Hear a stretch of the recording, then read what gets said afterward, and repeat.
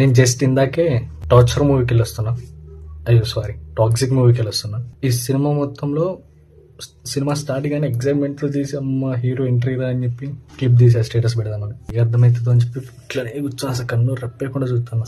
అసలు ఎప్పుడొస్తాడు, అసలు వాడు ఎందుకు వచ్చిండు, అసలు ఈ సినిమాలో వాడి క్యారెక్టర్ ఏంది, వాడికి హీరోకి సంబంధం ఏంది, వాడిని హీరో గాడు ఎందుకు చంపుతాను.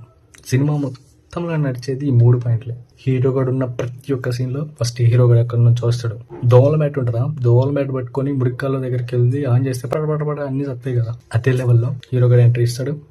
హీరో గడుపున్న ప్రతి సీన్ లో ఒక దోమలు పెట్టుకున్న ఒక గన్ను పెట్టుకుని వస్తాడు, అందరినీ కలుస్తాడు. నెక్స్ట్ చంపిన కోపంలో కూర్చొని హాయిగా మందు తాగుతాడు.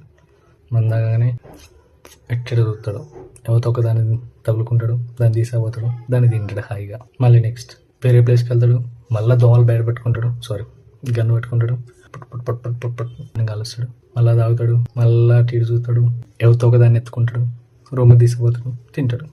సినిమా మొత్తం నడిచేది అది. అసలు వాడెవడు, వీడెవడు, ఇది ఎందుకు ఒప్పుకుంటుంది, వీడు బాగా ఎందుకు చంపుతాడు. ఫస్ట్ హాఫ్ అయిపోయినాక అరే సెకండ్ హాఫ్లో అసలు వాడి ఇట్లా అవ్వడానికి రీజన్ ఏంది, అది ఇది అని చెప్పి రివీల్ చేస్తారు. తోపు ఉంటుంది కావచ్చు, ఇప్పుడున్న కన్ఫ్యూజన్ అంతా అప్పుడు అర్థమవుతుంది అనుకుంటాం. Second half full torch.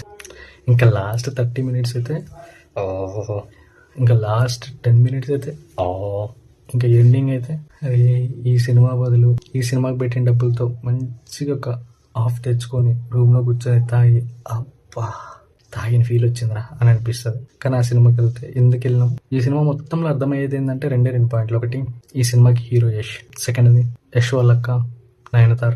ఈ 2 తప్ప ఏమర్థం. ఫుల్ టార్చర్ రా బాబు. ఎప్పుడరా టాక్సిక్ అని పెట్టింది, టార్చర్ అని పెట్టి